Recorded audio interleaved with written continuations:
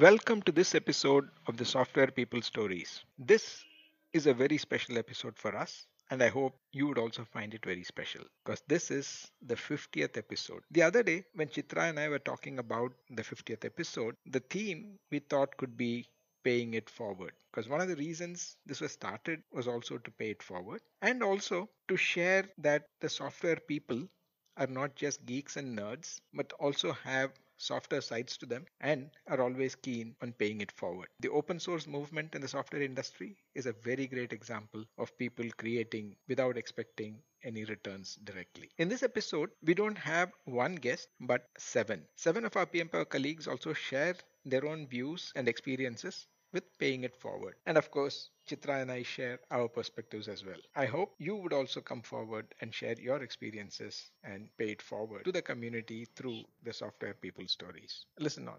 Good afternoon, Shiv. How have you been? Good, Chitra.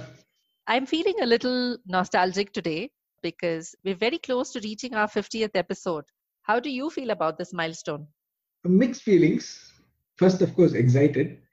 First, when it started, a lot of people said that it is very difficult to sustain beyond the sixth episode. If you've done seven, then I think you've hit a home run. So it was a little bit of a self-doubt initially, but then the help came from different quarters, including when you stepped in and said that you would also like to take part and then take this forward.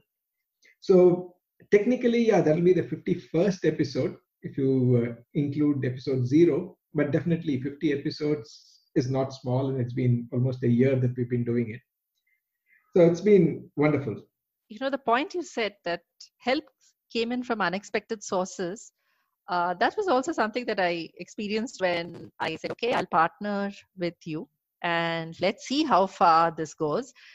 Honestly, I had a lot of self-doubts too, especially, during the initial episodes when I found myself struggling with editing, stitching it all together, posting the episodes. I mean, every little step seemed highly trivial yet so difficult to accomplish. But at every step of the way, there's been help. Help from you, help from other colleagues, help from friends. I think over a period of time, I sort of eased into it. And now when I look back, I feel the journey was very well worth it because this is a medium that I've liked. But more importantly, I see that it's been able to attract so many people around it. Absolutely. In fact, that what you brought out is very nice about the help coming in, everyone chipping in. The challenges that you mentioned also included, I guess, getting time with our guests. Some of them had doubts about, I've never been on a podcast, and what do I do? Do I have anything to say, etc. That's where I think one of the reasons for starting this podcast, for my own personal belief also, is being proven that everybody has something to share and everybody has something to benefit from others. So in a way, the theme of paying it forward was what triggered starting this, because I have experienced that myself. I remember the first memory that I have of receiving something without the person expecting anything in return was a neighbor of mine when I was in school. I used to be very playful and then always interested in other things than studies and taking part in different activities and so on. So he took a lot of pain, not just telling me, but also sitting with me, trying to help me prepare for IIT. I failed him because he moved on to take up another job. So he moved out of the city, and he used to stay in touch, but I took it rather lightly. And then I didn't clear the IIT entrance exam. But then later on, when I got into IISc, he was very happy, saying that this is what you should be doing. And then I asked him, why did you do this? And what can an engineer do? Or why not anything else? He says, I've seen you, and I think the way you think or what you can contribute will get a little more disciplined if you take up one of these professional courses. And that's why I wanted you. I'm sure this is going to help you. And then he never expected anything in return, and I'm extremely grateful for at least giving that nudge. And he was quite persistent. It is not just a casual remark saying you do this.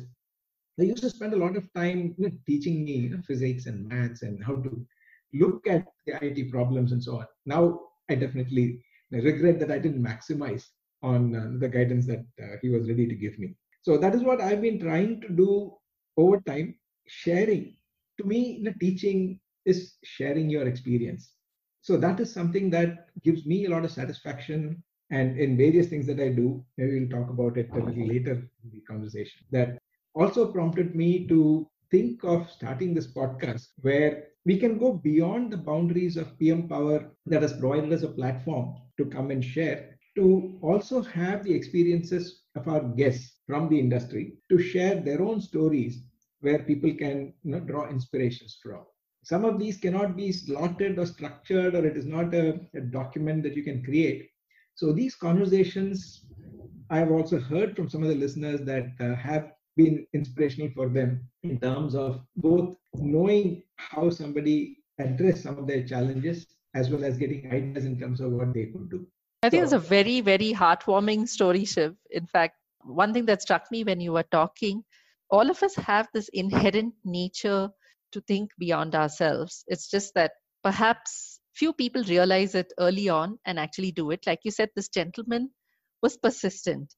All of us have had such people in our lives. In fact, I would say definitely right now within PFR itself, you are one person from whom I have sensed insistent, and that's actually helped me do things and do them better. So I have to say thank you to you for that. But I also think that this is something that is so pervasive around us. If I can go back in time and just look at my school days and my college days, very similar experience in terms of when teachers would nudge you or push you. I think there was the intent that they genuinely wanted to make a better human being out of you. And yes, I also have regrets, perhaps not having paid the kind of attention that would have helped me maybe take a different career path or discover something else in life. Career in basketball started that way, is when my coach actually spotted me when I was perhaps in class 6 or 7, and all he saw was this tall girl who lived right opposite. And he just approached my parents and said, please send her to play. She has the height and let's see what she can do. Of course, with a lot of reluctance, I went because it meant sticking to a routine. It meant a lot of hard work. But for my parents, it was a big relief because it meant that the child was getting exercise and was out of the house for a couple of hours. But over a period of time, I began to realize that I was enjoying learning the game, the exercises, and most of all, having so many teammates who later became very good friends to do it with. All through this journey of about 10 plus years, the coach was someone who constantly pushed, encouraged, instilled discipline, confidence, teamwork, and so much more with a completely selfless approach. And even in college, I was lucky to find a professor who offered to tutor me along with other sports students in a fairly complex subject of control theory, simply because he wanted us to do well in both academics and sport and not give up on one or the other. He certainly went beyond his call of duty, and I'm so grateful for it. yeah, that is very interesting, Chitra. Particularly like the example of teachers. I think they are ultimate in terms of paying it forward. They go a lot beyond their job, not take it only as a job, but the empathy and the care that they give. I think that resonates pretty well with what one of our colleagues, Sivakumar, had to say. Now let's listen to his thoughts on paying it forward. I find the idea of paying it forward very appealing, mainly because of the potential for long term impact and the possibility of setting in motion a chain of good deeds. In the past couple of years, when my father in law in Chennai needed a live in attender, I found how hard it is to get one, given that such services are mostly in the unorganized sector. Despite that, our experience with a good number of attenders was very good overall. Typically, they were middle aged men without much resources or education, often leaving their families behind in interior Tamil Nadu. But they were innately decent people, easily blending in, had a good sense of do's and don'ts while living in someone else's household, and most importantly, demonstrated a level of compassion for the patient that we actually did not expect. Many of them treated my father in law like their own father and went well beyond their call of duty in comforting him mentally as well as physically. I believe such acts of genuine kindness should be recognized more than just through immediate payments. It can take the form of a corpus for, say, providing education assistance to their children, medical insurance for them, or a pension scheme when they themselves can no longer work. Customers like my father-in-law and the attenders themselves or their children, when they grow up, can contribute to this corpus. This is just an initial idea, lots to be thought through on feasibility, getting it started, and sustaining it. This is Shiv K. Thank you. Thank you, Shiv. With many of us having aging parents and we ourselves soon becoming an older population, these selfless acts of caregivers certainly are a call to all of us to pay it forward for them sometime. On the topic of taking care, I think that is also a very good way of paying forward. And in fact, a colleague Anand talks about that. Let's listen to him. I really like paying it forward as a concept because it encourages someone to do something kind without expecting anything in return. Hopefully we do not keep score and wait to benefit from an act of kindness before we do our next one. Personally, the most significant act of kindness that I have received is emotional support from friends when I needed it most. I would like to pay that forward someday. And more so because it's not an easy thing for me to support someone emotionally is a bit difficult for me. Have I paid anything forward? I can think of one example, nothing major, but something that gives me a great deal of satisfaction. One of the projects that I was engaged in, my mentor had the habit of always appreciating what I did, small or big. I would in turn pass on my genuine appreciation to someone else the same day. Over time, I started getting satisfaction by looking at the face of the person receiving those words of appreciation. So what started as paying it forward has become a habit. Now I do not have to receive words of appreciation before handing them out, although I need to remind myself every now and then to carry on with that act. Learning by observing people around us do these acts of kindness or pay it forward and seeing the effects of it. How simple it is to do. Thanks for sharing, Anand. In fact, when talking to Gayatri, she also has somewhat similar things, going beyond thinking about yourself, but how you can help others, whether it is through mindfulness, yoga, etc. Let's listen to her. My early memories of paying it forward comes from my grandpa, who used to be a LIC agent. The time he used to talk about yoga kshemam vahamyam. What it means is, if everybody is fine in this world, that's what helps. Back in Tamil Nadu, we call this Vasudeva Kudumbakam. It is everybody looks at yourself as a family. So for me personally, I always think of bringing a family takes a village. So I have constantly been of some voluntary services or the other, and that is my way of paying it forward. As we so we reap, right? So that's the belief I have, and because of that, I am part of multiple voluntary services. Earlier in my society, I've been insistent on being a part of the green waste management. I have taught number of people on yoga and mindfulness, and now I'm part of anitab.org to increase women empowerment, to continue to have women technologists in their career. So if I had my way, I would definitely like to have more and more social enterprises that would be great to have in the society, particularly around the climate change and poverty eradication. I used to be part of the United Nations Sustainability 20 goals, part of my previous company. Those are really things that I have been involved, and I want to be continue to be involved to pay it forward so that everything comes back. That's what the goal of secret also. What we say, it actually keeps coming back to us in some shape or form. Thank you for inviting me to talk, and best of luck for this 50 episodes and the next 50. Thank you, Gayatri. I was hoping someone would talk about paying it forward for our environment and leaving a better future for our children. You just did. Shiv, our next speaker, Vishu, has quite a different take on the topic. Let's listen to it. My views on paying it forward as a concept, in my view, it's a very much part of the purpose of life. There is a phrase from Rigveda on purpose of life. It says, Atmano mokshartam jagad hitaya cha. What it means is that purpose of life is for one's self-realization and doing good for the world.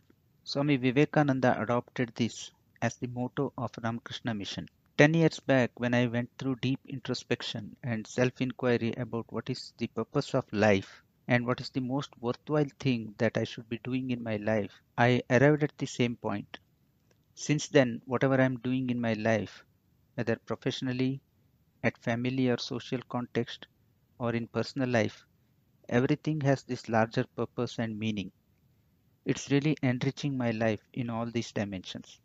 If you give anything without any expectation of anything in return, it comes back multiplied. That's law of abundance. I won't claim I am there yet, but I have experienced it. I would like to share a story in this context, may be relevant. There was a savvy businessman, and one day he died, just like anybody else. Then God came and asked him, would you like to go to hell or heaven? Being a savvy businessman, he said, let me evaluate both and then decide. God said, okay, and asked, where do you want to go first? Businessman said, let me see the hell first. So God took him to hell. He opened the doors. It was a beautiful palace. They entered the main hall, looked like a large party was set up there. Lot of light, music and dance, a big dining hall with lot of food. Then he saw the people sitting on the dining chairs. But to his surprise, they all looked very hungry, starved, emaciated, and some sad faces, some angry, some frustrated, some depressed. He wondered why they are not eating food. Then he noticed that their hands were tied with long forks and spoons which could not reach their mouth. So they were sitting there helpless, resigned. Then the businessman said, okay, let me see the heaven. So God took him to heaven, opened the doors, very similar palace, very similar hall, very similar party, dining, etc. Businessman asked God, why have you brought me to the same place again? By then he noticed the people sitting on the dining chairs. Their hands were also tied with long forks and spoons, but they were all very healthy, well nourished, and very happy. The difference from hell was that they were feeding each other. Probably this is paying it forward or feeding forward in a way. If everybody understands, realizes, and lives by the real purpose of life, as mentioned in Rig Veda, this planet is already a heaven. My paying forward is connected with this larger ultimate purpose of life. This is what motivates me, energizes, and drives me. I am involved in a few initiatives which help me in paying forward. One of them is mindfulness.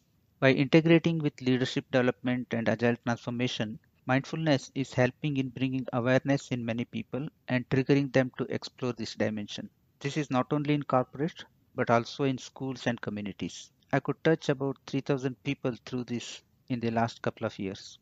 Another one is I am part of something called Roots and Shoots community. It stands for Old Roots and New Shoots. It's about exploring ancient wisdom and bringing them to modern management and leadership aspects. Another initiative is I am associated with Summit Education Research Center in Bangalore, which is doing a great job of bringing more emotional intelligence orientation and managing inside for managing outside aspects in education through influencing the national education policy of India and implementing them in hundreds of schools. I know these are insignificant drops in the large ocean, but these small paying forwards are significant in my spiritual growth and overall other dimensions of growth. Thanks, Shiv and Chitra, for asking these questions and providing me an opportunity to share some of these thoughts. Thank you. Wow. Yeah, that's taking mindfulness to a much larger impact. And I think I can relate to the law of abundance that he says he experienced. When this is spread much wider, I think we are probably accelerating the whole environmental ecosystem to be easier to live in. In fact, that has been one of my themes of paying it forward in the sense of working with communities, different communities, whether it is the local residents community in our neighborhood. Because when we moved in here, there were hardly a few houses and a lot of things needed attention. And we said, unless we also start doing something. And slowly people started rallying around. We were able to get a lot of things done, including evicting some encroachments that were there illegally, all that. To getting into professional communities, contributing, whether it is in school friends, we have some pet projects, or being as a buddy system. You mentioned nudging. I think that is also a good way of paying it forward, where indirectly you are helping people realize their dreams, in pushing themselves to what they thought were their limitations and beyond those limitations. So those are the kind of things that definitely you can do. And even simple acts of kindness, like what Gopal has to say. I think paying it forward is a wonderful path to happy living. I believe I have benefited from many random acts of kindness, help from unknown sources, all through my life. I also noticed that when I try to help others, even when they do not solicit help, I feel very happy. Sharing any of my resources, be it knowledge, physical strength, or monetary help, makes me feel very good. I believe it is the greatest form of charity. For example, one morning during my early morning walk, when I saw a pushcart vendor struggling to push his cart up on a slope, just joining in to help made my day. Helping needy students with their fees and books is very empowering. When you pay forward, you are actually sharing what you know is dispensable resource and you are putting it to good use. I think it is a great value for any society. That was very Yes. touching. I will walk that road with you is so powerful, very, very inspiring. I want to share that I often coach children to play any sport to encourage physical exercise, which is so important in this overtly digital age, and do it by playing with them, teaching simple techniques of exercise, running, scoring shots, and playing with them as a team. It's so rewarding to see them laugh, enjoy themselves, and hopefully live better lives. Let's now listen to another colleague, Paramu, talk about his unique perspective and experience. This concept of pay forward, I think, is an old concept. The ancient Greeks practiced it. And I think even in India, I think many people actually practiced it when they gave out alms to people in exchange for somebody else helping them. So I think it's an old concept. And I agree with that concept. One thing I find is that if you look at things that you owe people, there are two kinds of owing. One is gratitude, the other is indebtedness. Now, gratitude is something for which you really cannot pay back. You can only pay forward. Whereas indebtedness is something where you have to pay back. For example, if somebody gives you a loan of a lakh of rupees, you cannot expect to pay somebody else 50,000 or 25,000 each and hope that this guy will be happy. Whereas if he does something good for you, if you do something good for the others, I'm sure the person who did this good for you will be happy. So there are these two kinds of owing, and I think gratitude can easily be satisfied by paying forward. If you ask me what I do to pay forward, I support many NGOs, and I think you owe a gratitude to everybody. Even people letting you live itself is a great thing. And I like the story of the crane and the fox. Just not biting off your bill, it should be considered thanks. So many people who allow you to live itself is great gratitude, right? So you have to pay forward for those little mercies. Gratitude and indebtedness. That's something to think about. Thanks, Paramo. Actually, paying it forward is not a theme just for this podcast. PM Power is also built with the concept of paying it forward, where our experience can be useful. JV, one of the co founders of PM Power, has this to say. My view on paying it forward? It's a wonderful concept, and I believe the world is a reasonable place to live in only because of the number of people who actually practice it without even necessarily relating what good they do to such a concept. You feel good when you practice it and in the process contribute to inspiring those around you, including your own neighbors, family and children to do the same. Anything I would like to pay forward? Many things, many things. My father provided me a great education while going through significant financial stress and unfortunately was not alive when I graduated. This is perhaps true for many people, I guess, and you obviously pay it forward through your own children and perhaps by helping those around you who are in need of a good education. In addition, I would like to say one or two managers that I worked with who provided a solid foundation to me in my professional career. And in a way, I am paying it forward through the PM Power platform. Ideas that will inspire others. I guess you lead by example. That builds respect for you in the environment you live in. And people subconsciously change when they observe what you do. I've seen that in my own neighborhood, with my own family and neighbors, with my own children. And in a way, I think I'm contributing to building a good place to live in. So overall, I think the theme of paying it forward is something that is actually natural to us. Many times we condition ourselves and slotting ourselves, either not reaching out, extending that helping hand, or being helpful. Sometimes, like you said, just being a passive listener. That also helps. So having the empathy for everyone around us. So the prime motivation for PM Power itself, if you see, has been that all of us have had our own career trajectories.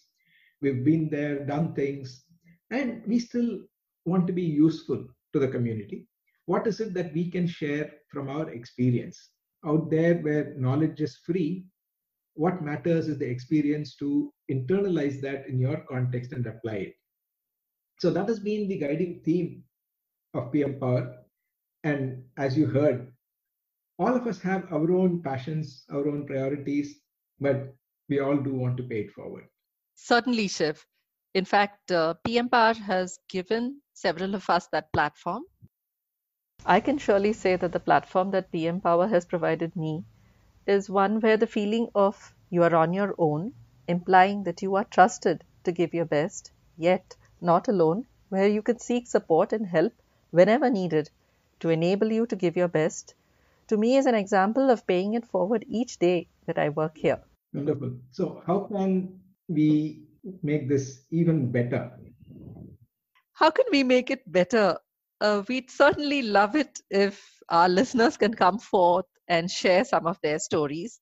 Because one thing that I have thinking, if I could share some background stories of or behind the scenes stories of some of the podcast recordings.